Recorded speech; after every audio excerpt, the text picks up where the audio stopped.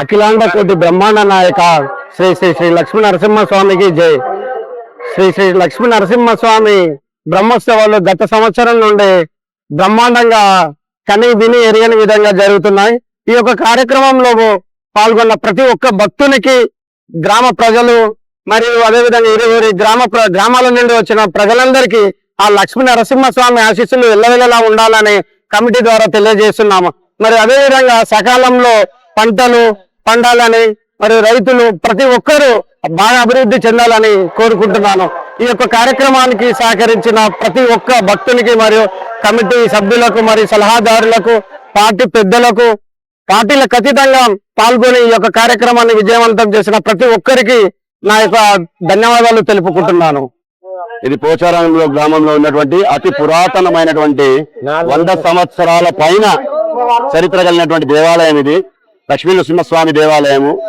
ఈ దేవాలయంలో పూజా పునస్కారాలు ఈ మధ్య గత 5-6 సంవత్సరాల నుంచి రెగ్యులర్ గా జరగడం జరుగుతుంది.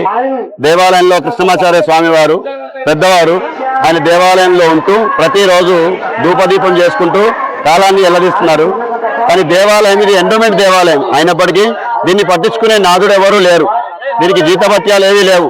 మా ఇలవేల్పు లక్ష్మీ నరసింహ స్వామి కాబట్టి ఆ స్వామి పస్తువులు ఉండకూడదు కాబట్టి మేము దగ్గరుండి మా వంతు అయినంత ప్రయత్నం వరకు ఆ దేవాలయానికి ధూపదీపాలు పెట్టుకుంటూ ఏదో మాకు వచ్చిన దాంట్లోనే మేము ఈ కాలాన్ని గడుపుతున్నాము.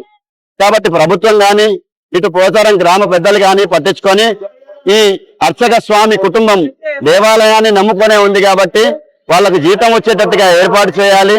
దేవాలయం ఎండోమెంట్ది కాబట్టి ప్రభుత్వం కూడా స్పందించి కాస్త జీతం ఇచ్చి ఈ దేవాలయం అభివృద్ధి కోసము మీ వంతు కృషి ప్రయత్నాలు చేయాల్సిందిగా మేము ఈ రోజు లక్ష్మీ నరసింహస్వామి బ్రహ్మోత్సవాల్లో 2వ రోజు కళ్యాణ మహోత్సవంలో భాగంగా మీ అందరికీ విన్నవించుకుంటున్నాం.